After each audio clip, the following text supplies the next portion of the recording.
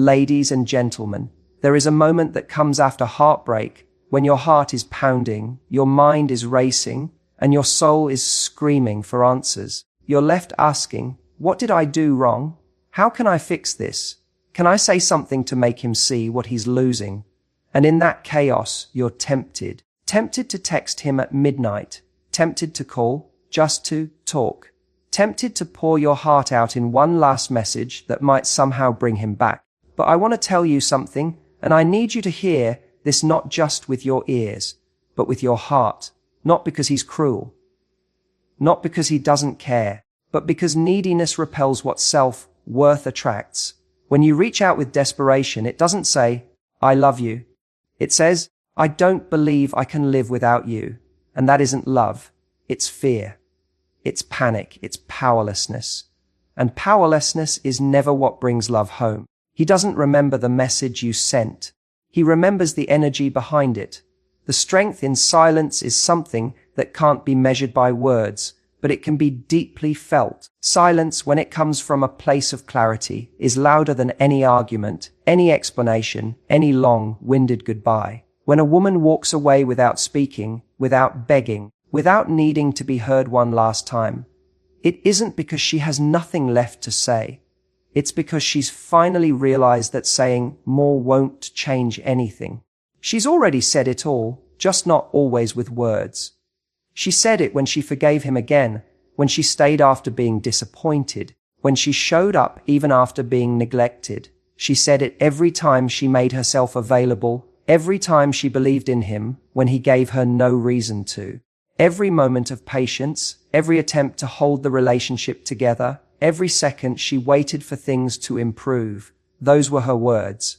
That was her way of saying, I care, I'm here, I want this. But when those efforts fall on deaf ears, when her consistency is taken for granted, silence becomes the only language left. People underestimate silence. They think it means she's okay. They assume it's indifference. But that silence is often built on months, sometimes years, of noise. Noise from overthinking, from crying behind closed doors, from trying to figure out what she did wrong, what she missed, what she could do better. Noise from the internal battle between staying and leaving, between loving and losing herself. And when the noise gets too loud, too exhausting, too heavy, she goes quiet. Not because she has no emotions left, but because she's finally feeling them all at once. Because the cost of explaining herself over and over again is no longer worth it. Because she no longer wants to waste her words on someone who didn't value them the first 100 times. Silence is her boundary. It's her line in the sand. It's the moment she stops handing out pieces of herself to someone who only takes. It's not about revenge or games. It's about preservation, self-respect, emotional survival. And that silence is where the power lies. Because there's nothing more unsettling than the quiet from someone who used to give you everything. There's nothing more haunting than the absence of a presence you always assumed would be there. When she finally walks away and says nothing, it forces the other person to sit with their own noise, to face the emptiness they created, to confront the weight of their actions, without the cushion of her forgiveness softening the blow. She's not silent because she's weak. She's silent because she's done explaining her worth. She's done hoping her love will change him. She's done begging to be seen.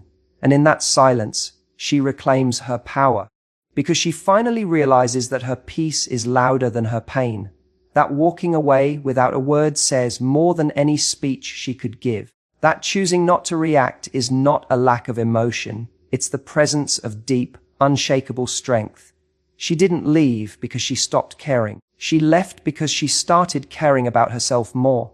That's the part most people miss. When a woman walks away, people assume her love faded or disappeared. They think she became cold, detached, unfeeling. But the truth is, she loved deeply, so deeply that she tolerated more than she should have. She stayed longer than was healthy. She kept trying long after the relationship stopped giving her anything in return. But even love has a breaking point. And that point often isn't reached because she stops loving someone else. It's because she starts remembering how to love herself. she began to see the cost of staying. The sleepless nights, the unanswered messages, the emotional confusion, the constant battle to feel seen, heard, understood. Her love was there, strong and consistent, but it was being poured into a person who couldn't or wouldn't match her energy, who showed up only when it was convenient, who gave just enough to keep her hoping, but never enough to make her feel safe. At first she made excuses. Maybe he's just busy. Maybe he doesn't know how to express himself. Maybe if I love him harder, he'll get it.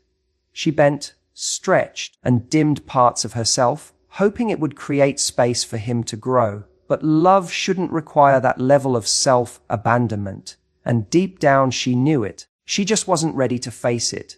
But over time, she began to listen to her own silence, the ache in her chest, the way her laughter didn't feel full anymore, the way her energy dropped every time she hoped for something that never came. And eventually, something shifted, not all at once, but slowly, with each broken promise, each disappointment, each time she was left wondering what she did wrong. She realized she was giving her all to someone who was okay with her giving everything and receiving little in return. She realized that her love, her softness, her loyalty, her care, none of it was being honored. And the moment she truly understood that, she started to turn inward. She stopped waiting for him to give her the love she needed and started learning how to give it to herself. That's when she began to detach, not because she wanted to hurt him, but because staying was starting to hurt her. She began to protect her peace, to draw boundaries, to stop explaining her worth and start living like she knew it. She started to take all the love she had been offering him and redirect it back to herself. And as painful as it was, that decision became her freedom. She didn't walk away because she didn't care. She walked away because she had finally cared enough to stop betraying herself for the sake of keeping someone else comfortable. She cared enough to break her own heart rather than let someone else break it again and again. That wasn't weakness. That was growth. That was courage. And the truth is, loving yourself after forgetting how for so long doesn't always look loud or dramatic. Sometimes it looks like quietly closing the door on someone you once would have done anything for. Sometimes it looks like disappearing from their world while re-entering your own. That's not selfishness. That's healing. That's power. And that's what real self-love begins to look like. Not just affirmations or promises, but action, boundaries, letting go of what hurts, no matter how much you once wanted it to work. True power isn't in making someone stay. It's in knowing when to walk away. We often think strength lies in holding things together, in keeping the relationship alive, in convincing someone to see our worth, to choose us, to stay. But that version of power is exhausting. It places your entire sense of value in someone else's hands. And when you're constantly trying to hold on to someone who isn't meeting you halfway, you slowly begin to lose parts of yourself, your dignity, your joy, your clarity. There's something incredibly liberating about reaching the point where you stop trying to prove yourself, when you stop chasing closure, stop justifying your love, and finally realize that no matter how much you give, it will never be enough for someone who doesn't value it. That's when a quiet but undeniable strength rises within you. The kind that doesn't need an audience, the kind that doesn't come from reaction, but from realization. That realization is simple. I don't have to convince anyone to love me. It sounds obvious, but it's not. Because when your heart is invested, you'll fight. You'll stay longer than you should. You'll hope they'll come around. You'll make excuses for their behavior. You'll hang on to potential instead of reality. But slowly, you begin to feel the weight of carrying a connection on your own. The one-sidedness of it all begins to drain you. And that's when your real power steps in, not in another attempt to hold it together, but in the courage to let it go. Walking away doesn't mean you're cold. It doesn't mean you didn't care. It means you cared enough about yourself to stop settling for less than what you give. It means you've finally realized that staying in a space that chips away at your peace, your confidence, and your emotional well-being is no longer worth the cost. People will tell you to fight for love. And yes, Real love does require effort, but there's a difference between effort and self-sacrifice. There's a difference between two people working through challenges together and one person constantly trying to fix what the other keeps breaking. Love should not feel like a battlefield where you're the only one wounded. There's power in knowing your limits, power in walking away when you've done all you can, power in realizing that someone else's inability to love you properly is not your responsibility to repair. And when you finally walk away, not out of revenge, not to prove anything, but simply because you've outgrown the version of yourself that tolerated crumbs, you unlock a deeper kind of strength. It's the strength that says, I don't need someone to stay in order to feel worthy. I don't need to be chosen to know that I am enough. I am not afraid of being alone, because alone with peace is better than together with chaos. You begin to understand that love isn't about holding on tightly to whoever comes your way. It's about choosing people who choose you back, fully, clearly, consistently. And when that's not happening, walking away isn't quitting. It's protecting the parts of you that still believe in love, but love that feels safe, that feels mutual, that doesn't ask you to lose yourself just to be close to someone else. That is where your power lies. Not in what you can hold on to, but in what you can walk away from, with your head high and your heart intact. Walking away isn't weakness, it's the deepest form of self-respect. People often imagine strength as holding on, clinging to the relationship, fighting to make it work, enduring the distance, the confusion, the neglect. But real strength isn't about how long you stay in something that's slowly breaking you. Real strength is knowing when something is no longer serving your heart, your growth, or your peace, and choosing to let it go, even if it hurts. It's easy to stay in a situation that's familiar. Familiarity can feel like love, especially when your heart is invested. You convince yourself that maybe, just maybe, if you hold on long enough, they'll come around. They'll change. They'll finally see you, appreciate you, show up for you. But the truth is, the longer you wait for someone who is emotionally unavailable or inconsistent, the more you end up betraying yourself. There comes a moment when you stop hoping for potential and start confronting reality. You realize that no amount of love you give will ever be enough for someone who isn't ready to receive it. You see the pattern, how you've made excuses, lowered your standards, given chance after chance, and all you feel is tired, not angry, not bitter, just exhausted from being the only one who tried. That's when self-respect kicks in. Not with fanfare, not with rage, but with clarity. You don't walk away because you stopped loving them. You walk away because you finally started loving yourself more. You recognize that staying is costing you more than leaving ever will. You recognize that love should not require you to lose your voice, your dignity, or your sense of self-worth. And once you see that clearly, there's no going back, because you can't unsee it. You can't unfeel the emptiness of trying to pour into someone who never even brought a cup. People might call it quitting. They might say you gave up too easily. But what they don't see is the sleepless nights you spent trying to make sense of the mixed signals.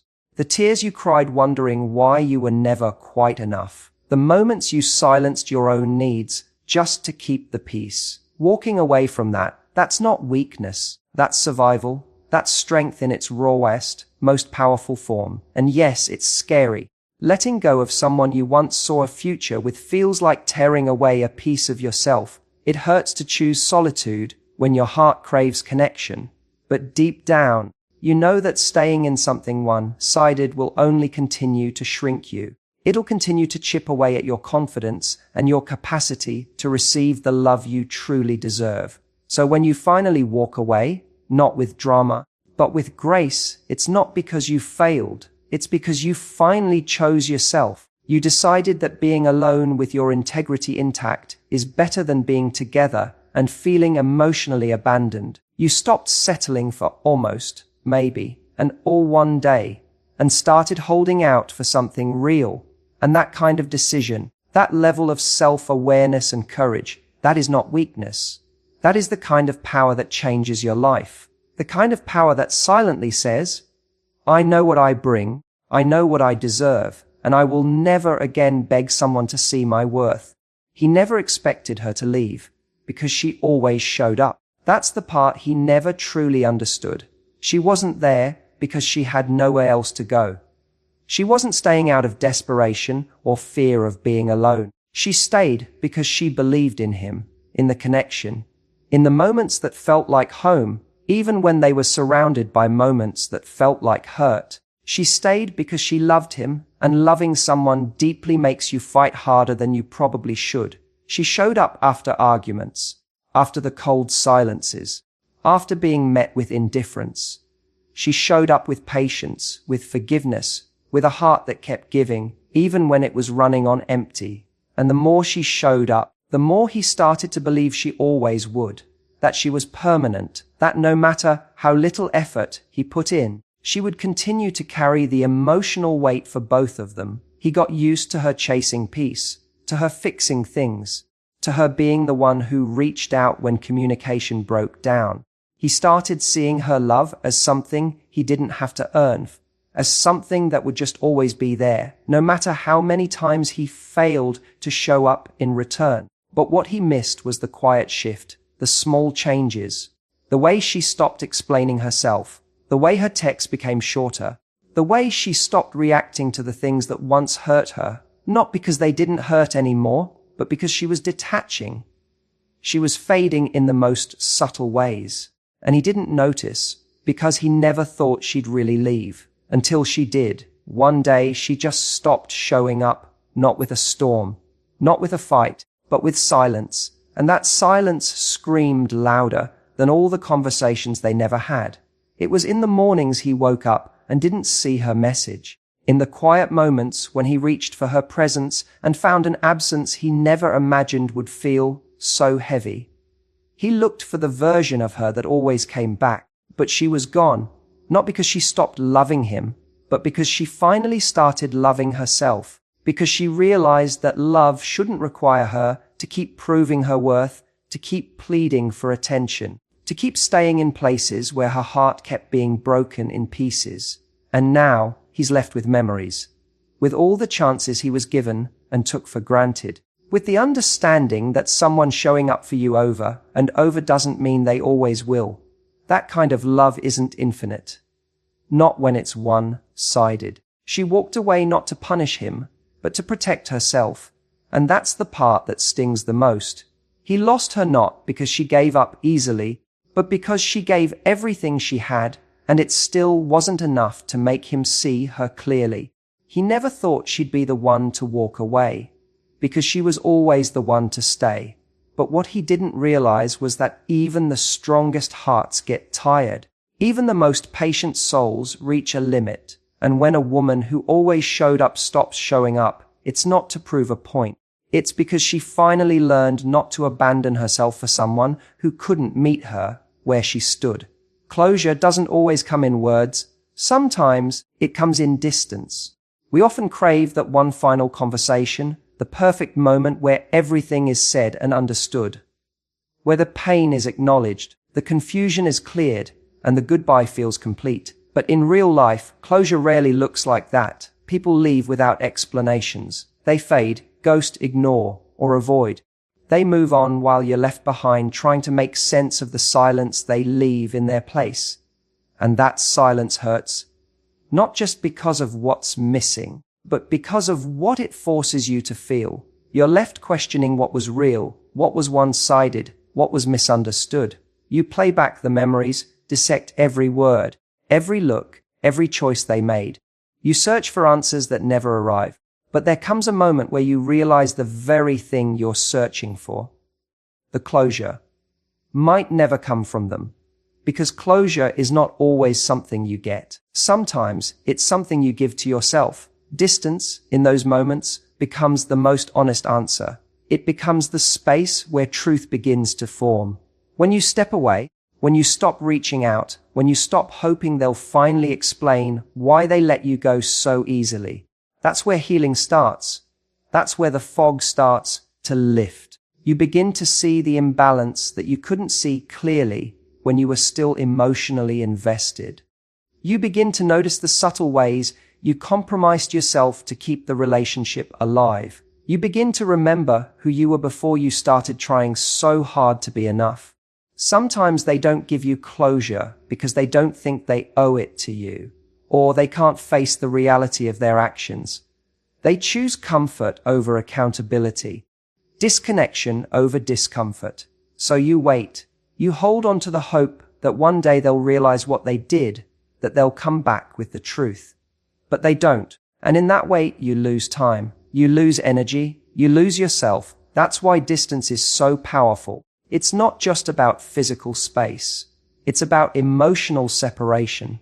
It's the boundary you draw when you realize your healing can't wait for someone else's readiness. It's the quiet decision to choose yourself, to protect your peace, and to stop allowing someone else's silence to have power over your story. It doesn't mean you don't still care. It doesn't mean the pain disappears overnight. But it does mean you stop expecting the apology that may never come. It means you start building closure from the inside. You begin to accept the relationship for what it was instead of what you hoped it would become. You stop needing their explanation to validate your experience. You stop needing their words to know your pain was real. Distance teaches you that sometimes the most powerful clarity comes not from what is said, but from what is no longer said, from what they no longer do, from the space they created by not showing up for you, a space that becomes filled not with their answers, but with your own growth. And in that space, you realize something important. You don't need their permission to heal. You don't need their version of the story to close the chapter. You don't need the ending to be pretty for you to move on, because closure doesn't always come with words. Sometimes it comes with finally walking away and never looking back. She chose peace over potential, because potential that doesn't become reality becomes poison. It's one of the hardest truths to accept in a relationship, the idea that love, hope, and possibility are not enough to build something real. She saw the best in him. She saw what they could be. The moments when he was open, when he showed glimpses of care, when the connection felt genuine. She held on to those moments like they were promises, believing they were signs of what was coming, instead of what they actually were, exceptions. She stayed longer than she should have, not because she was naive, but because she was hopeful. She thought if she was patient enough, supportive enough, understanding enough, he would eventually rise into the version of himself she believed in. She didn't fall for who he was consistently. She fell for his potential. And that's where the pain began. Because potential is tricky. It plays with your emotions. It keeps you waiting for the day things will finally change.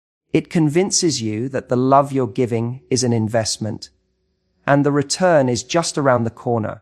You excuse bad behavior because of what you believe is buried underneath it. You forgive too easily because you tell yourself he's trying. But potential with no effort is manipulation, and slowly it turns from hope into self-betrayal. There's a quiet moment of awakening when you realize that loving someone's potential doesn't make the present hurt any less, that the version of them you fell in love with exists more in your imagination than in your reality. And that's when she began to choose peace. She chose peace over wondering where she stood. She chose peace over late night overthinking, over waiting for replies, over trying to decipher mixed signals. She chose peace over justifying behavior that left her feeling small. Because no matter how much potential someone has, if they're not actively growing, if they're not showing up in the present, then what they could be will only ever be a distraction from who they really are. Choosing peace doesn't mean she didn't care. It means she finally cared about herself more.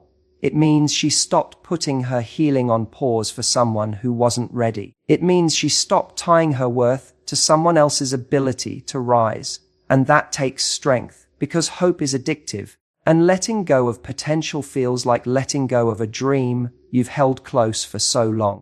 But she understood something that changed everything. Real love isn't about who someone might become someday. It's about who they are right now, and whether who they are meets the needs of your heart, your mind, your soul. Potential doesn't hug you when you're anxious. Potential doesn't show up when you need support. Potential doesn't commit, doesn't communicate, doesn't change unless someone chooses to change. She stopped waiting for him to become. She started choosing herself in the present because she realized that a peaceful life built on reality was far more beautiful than a chaotic one built on fantasy. That peace isn't boring. It's healing. It's where your nervous system stops bracing. It's where you can finally breathe. And the moment she chose peace, she stepped into her power. She let go of the story she'd been writing in her head and accepted the one that was actually happening. She traded the roller coaster for stability. She stopped begging for the bare minimum and started making space for someone who gives their best. Not in theory, but in practice. When she walked away without looking back, it wasn't about pride. It wasn't about revenge. It was about reclaiming the parts of herself she had been giving away for far too long. Her silence spoke the truth she was tired of repeating. Her distance became the answer to every question he never bothered to ask, and her absence, that echo he never thought would exist, became the loudest reminder of what he lost. Because in the end, her power wasn't in staying. It was in having the courage to finally leave, with grace, with self-respect, and with no need to be seen or heard to feel whole. She didn't need to look back, because everything she needed was already within her.